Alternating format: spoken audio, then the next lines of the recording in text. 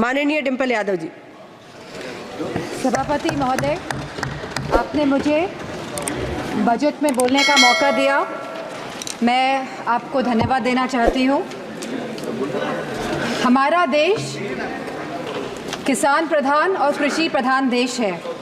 अगर हमारे किसान और युवाओं का भविष्य सुनिश्चित नहीं कर पा रहे हैं हम, तो मैं समझती हूँ कहीं ना कहीं हम सब अपने फ़र्ज से डगमगा रहे हैं। जहाँ वित्त मंत्री ने 9 प्राथमिकताओं की बात करी और कृषि को जहाँ पहला स्थान दिया गया, वही मैं वित्त मंत्री से पूछना चाहती हूँ कि कृषि ग्रामीण अर्थव्यवस्था की वृद्धि दर क्या है। जहाँ यह कहा गया था कि 2024 तक आप किसान की आय दुगनी कर देंगे, 22 तक किसान की आय दुगनी कर देंगे, और जहां एमएसपी का वादा किया गया था, तो मैं पूछना चाहूँगी कृषि मंत्री से कि आज एग्रीकल्चरल इंफ्रास्ट्रक्चर में कितना बजट या सरकार द्वारा दिया जा रहा है। यूपी को इस बजट के तहत क्या मिला है। क्या एक भी मंडी पिछले 10 सालों में उत्तर प्रदेश में बनी है। और अगर किसान की ज़रूरतमंद जैसी चीज़ों पर क्या यह सरकार ने कोई भी जीएसटी माफ़ करी है, या खाद में सब्सिडी देने में यह सरकार कायम रह पाई है। और जहां खुद प्रधानमंत्री आए थे उत्तर प्रदेश में विधानसभा चुनाव में, और उन्होंने वादा किया था उत्तर प्रदेश की जनता को, उत्तर प्रदेश के लोगों को, कि वो आवारा मवेशियों की समस्या से किसानों को हल दिलाएंगे, निजात दिलाएंगे। तो क्या इस आवारा पशुओं की जो समस्या है, जिसकी वजह से आज हमारा देश चौकीदार बन गया है, रात भर सो नहीं पा रहा है, तो क्या कोई प्रावधान बजट में रखा गया है इस समस्या को लेके। इसी के साथ जहाँ किसान आंदोलन में लगभग 700 किसानों ने अपनी जान गंवाई, जहाँ उत्तर प्रदेश में भी लखीमपुर खीरी में जहाँ किसानों को रौंदा गया मंत्री जी के बेटों द्वारा, हम पूछना चाहते हैं इस सरकार से कि जहाँ जो 2014 से 22 तक लगभग 1 लाख किसानों ने आत्महत्या की है, तो हम वित्त मंत्री से पूछना चाहते हैं कि प्रधानमंत्री फसल बीमा योजना के तहत कुल किसान लाभ कितना मिला है, और कहीं इसमें गिरावट आई है तो कितनी गिरावट आई है। यह सरकार लगातार 1 दशक से किसानों की अवहेलना कर रही है। गांव की अर्थव्यवस्था पूरी तरह चरमरा गई है, और इसकी एक बड़ी वजह महंगाई है। और जहां मनरेगा में इस सरकार ने 89,000 करोड़ का बजट दिया है, तो हमारी मांग है कि कम से कम 100 दिन की वेजेस मनरेगा के तहत लोगों को सुनिश्चित करी जाए, और लगभग 20% मनरेगा का बजट बढ़ाया जाए। इसी के साथ शिक्षा बजट में भी लगातार हमारा घट रहा है, जहां यह केवल आज 2.5% है of the total budget spending allocation, और जहां यूनेस्को ने ये बेंचमार्क दिया है कि लगभग यह 4 से 6% तक होना चाहिए, वही यूजीसी के फंड्स लगातार घटाए जा रहे हैं, और इसको लगभग इस बार 7 से 61% घटा दिया गया है। जहां हम बात करते हैं सस्ती और अच्छी शिक्षा की, वहीं यह सरकार लगातार शिक्षा बजट में बजट जो कम कर रही है, तो मैं समझती हूँ इनकी नीयत कहीं साफ नहीं है, मंशा कहीं सही नहीं है हमारे देश के युवाओं के और स्टूडेंट्स के प्रति। वहीं आज हमारे देश का युवा निराश है, जहां निराशा संभव को भी असंभव बना देती है।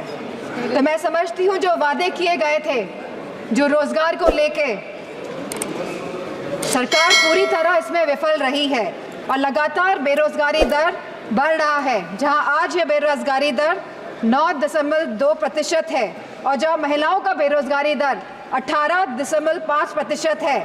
तो मैं समझती हूँ लगातार युवाओं का मनोबल गिराने का काम इस सरकार ने किया है, और अग्निवीर जैसी योजना ला के इस सरकार ने नौजवानों का, युवाओं का, इस देश की प्रतिष्ठा का, सम्मान गिराने का काम किया है। जो सरकार सोशल जस्टिस की बात करती है, लेकिन आज भी यह सरकार जातिगत जनगणना से अपना मुंह मोड़ रही है, जहां अनुसूचित जाति जनजाति पर होने वाले अपराध लगातार बढ़ रहे हैं और उत्तर प्रदेश में यह अपराध नंबर 1 पे है। और साथ ही महिलाओं के साथ जघन्य अपराध लगातार बढ़ रहे हैं। उत्तर प्रदेश आज इसमें भी टॉप लिस्ट पर है। तो मैं पूछना चाहती हूँ कि महिलाओं को सुरक्षा को लेकर यह सरकार क्या कर रही है। और जहाँ उत्तर प्रदेश में समाजवादी पार्टी की सरकार ने 1090 जैसी सेवाएं चलाकर हमने अपनी माताओं, बहनों, बेटियों को सम्मान दिलाने का, उनका हक दिलाने का काम किया था, तो इस बजट में क्या प्रावधान रखा गया है महिलाओं की सुरक्षा को लेकर। वहीं आज अगर स्वास्थ्य की बात करें तो लगभग 1.9% ऑफ जीडीपी आज का खर्चा ये बजट दे रही है स्वास्थ्य के लिए। स्पीकर महोदय, there is no focus agenda for the healthcare of the country. Irrespective of the fact we are speaking about India being the 1st largest economy and moving towards the 3rd largest economy. And if we see the fast growing population of the country, so 1.9% of the budget is very less for the health services of the country. Sir, decision to exempt 3 cancer drugs is a welcome move by the finance minister, but it is a very small step in the right direction. Sir, ma'am, हमारे उत्तर प्रदेश में लखनऊ में एक cancer institute जिसमें लगभग 1000 करोड़ रुपए लगे हैं वो तैयार है, लेकिन ना केंद्र की सरकार ना स्टेट की सरकार ये सुनिश्चित कर रही है कि सुचारू रूप से वो कैंसर इंस्टीट्यूट चल सके, क्योंकि कैंसर के केसेस लगातार देश में बढ़ रहे हैं। और मेरा मानना है कि अगर ये कैंसर इंस्टीट्यूट सही ढंग से सरकार चला लेती है तो सस्ता इलाज हम अपने देशवासियों को दे पाएंगे। Very good suggestion. Very good suggestion. Ma'am, there is a massive gap between the demand and supply in the healthcare center, in the healthcare infrastructure.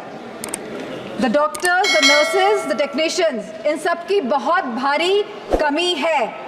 और जो बड़े बड़े वादे कर रहे हैं और जो बड़ी बड़ी बातें कर रहे हैं कि हमने बहुत बड़े बड़े एम्स बना लिए हैं, मेडिकल कॉलेजेस बना लिए हैं, लेकिन 100% तरीके से कोई भी मेडिकल कॉलेज या एम्स सुचारू रूप से प्रदेश में नहीं चल पा रहे हैं, क्योंकि भारी डॉक्टर्स की कमी है, नर्सेस की कमी है, टेक्नीशियंस की कमी है। इसी के साथ जो टीचिंग फैकल्टी में भी भारी टीचर्स की कमी है।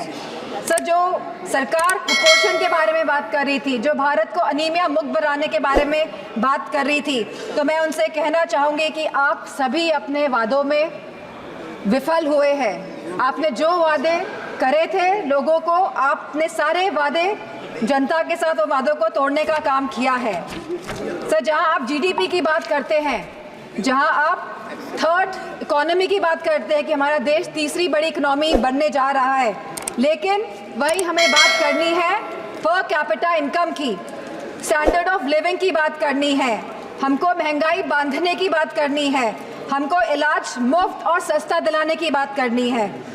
और जो कैपिटल एक्सपेंडिचर की आप बात कर रहे हैं, तो मैं समझती हूँ इसमें भी समय सीमा तय होनी चाहिए कि इंफ्रास्ट्रक्चर के जो भी प्रोजेक्ट्स बन रहे हैं उनकी समय सीमा निर्धारित हो, क्योंकि ये टैक्स का मनी है, ये जनता का पैसा है। धन्यवाद माननीय सदस्य। Ma'am, 2 minutes I will take ma'am. ये जनता का पैसा है और इसे सही ढंग से इस्तेमाल करने के लिए हम सब प्रतिबद्ध है।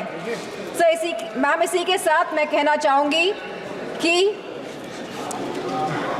reformative and revolutionary changes can come in the country even after 11 years. But the dedication and concentration is required from the government. Nothing can alter the past, but responsible behavior by the government.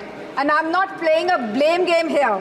I'm saying a responsible behavior is the behavior in which we are responding to the present situation. And if the government plays a responsible behavior, then formative changes can come in the country. Thank you, Speaker. Ma'am.